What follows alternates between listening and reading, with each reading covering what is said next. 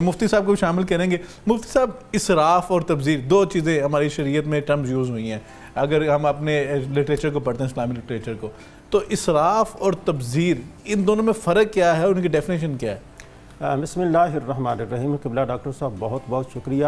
حالات حاضرہ کے حساب سے بڑا اچھا عنوان جو ہے وہ آپ نے تجویز کیا ہے۔ جزاک اللہ خیر۔ سب سے پہلی بات تو یہ ہے کہ اسراف کی مذمت میں قرآن عزیز کی یہ آیہ مبارکہ ہی کافی ہے کہ اسراف کرنے والوں کو شیطان کا بھائی قرار دیا گیا ہے۔ اس سے بڑی بات اور نہیں ہو سکتی کہ یعنی آپ اس کی مذمت میں اس سے زیادہ الفاظ لا ہی نہیں سکتے کہ جو فضول خرچی کرنے والے ہیں، اسراف کرنے والے ہیں، اللہ تبارک و تعالیٰ نے ان کو شیطان کا بھائی قرار دیا ہے۔ دوسری بات یہ ہے کہ اسراف کرنے والے جو ہیں اسراف اور تبذیر کے درمیان ایک بنیادی فرق ہے، اور یہ بنیادی فرق جو ہے وہ مفسرین اعظام نے بیان کیا ہے۔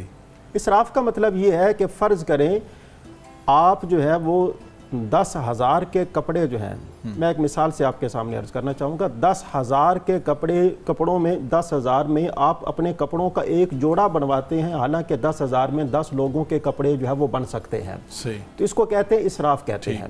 اور تبذیر کا مطلب یہ ہے کہ فرض کریں کہ آپ نے 2 آدمیوں کا کھانا بنانا ہے اور 2 آدمی کو کھانا جو ہے وہ 10 آدمیوں کا آپ کھانا بنا دیتے ہیں، تو مطلب یہ ہے کہ آپ نے حد سے زیادہ تجاوز کیا ہے، اور یہ تجاوز کرنا جو ہے یہ تبذیر کہلاتا ہے۔ اور اللہ تبارک و تعالیٰ نے ان دونوں چیزوں سے ہمیں منع فرمایا ہے، اسراف سے بھی منع فرمایا ہے اور تبذیر سے بھی منع فرمایا ہے۔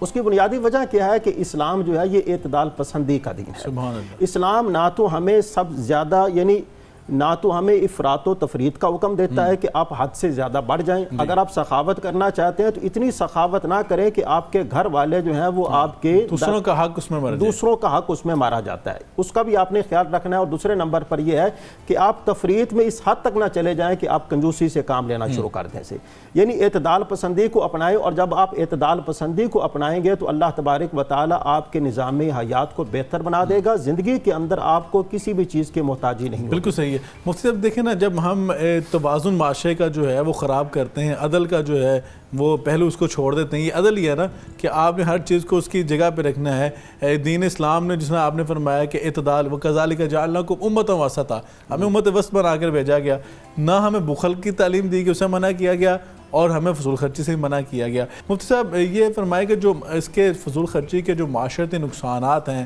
اور جو اس کے براڈ پرسپیکٹیو کے اندر جو اس کے نقصانات ہیں وہ کیا ہیں، اور آپ اس کو کیا سمجھتے ہیں؟ میرے خیال آپ اپنے الفاظ میں بیان فرمائیے۔ جی بسم اللہ الرحمن الرحیم۔ اس کا سب سے بڑا نقصان تو یہ ہے کہ معاشرے کے اندر فساد پیدا ہوتا ہے، یعنی معاشرتی بگاڑ جو ہے اس کی وجہ سے پیدا ہوتا ہے۔ دوسرے نمبر پر یہ ہے کہ یہ اس کی وجہ سے بندے کے اندر ریاکاری کا جذبہ پیدا ہوتا ہے، نمود و نمائش، دکھلاوا، اور دکھلاوا جو ہے یہ بندے کی تمام عبادات کو رائیگاں کر دیتا ہے، تمام کے تمام اعمال کو رائیگاں کر دیتا ہے۔ تیسری چیز یہ ہے کہ اس کی وجہ سے بندے کے اندر لالچ پیدا ہوتا ہے، اور لالچ جو ہے وہ بھی دین اسلام کے نزدیک انتہائی ناپسندیدہ عمل ہے۔ اور چوتھی چیز یہ ہے کہ اس کی وجہ سے معاشرے کے اندر مہنگائی بڑھتی ہے۔ اگر ایک آدمی جو ہے وہ نمود و نمائش کے لیے بہت سارا پیسہ خرچ کر رہا ہے تو اس کی دیکھا دیکھی دوسرے لوگ بھی وہ والی چیزیں اپنانے کی کوشش کرتے ہیں، جس کی وجہ سے معاشرے کے اندر مہنگائی جو ہے وہ رائج ہو جاتی ہے۔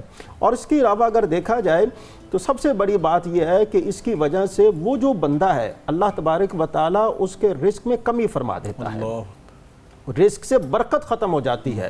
اللہ تبارک و تعالیٰ ایسے بندے کو نیک لوگوں کی صف سے دور فرما دیتا ہے۔ یعنی اگر معاشرتی طور پر اس کی بات کی جائے تو معاشرے کے اندر ایسے بندے کا عزت و وقار ختم ہو جاتا ہے۔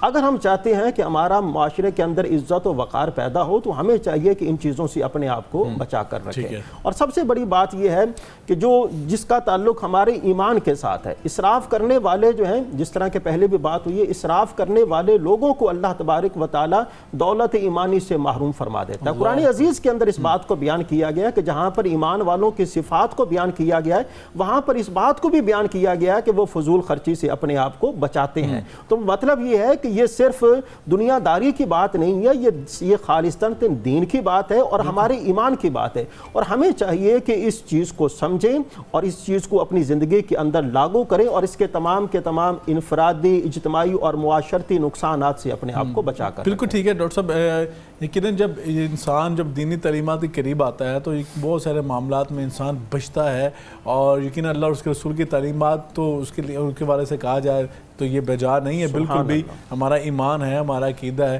کہ انسان دونوں جہانوں میں فلاح جو ہے، کامیابی، وہ اللہ اور اس کے رسول کی تعلیمات میں عمل کی وجہ سے ہی ہے۔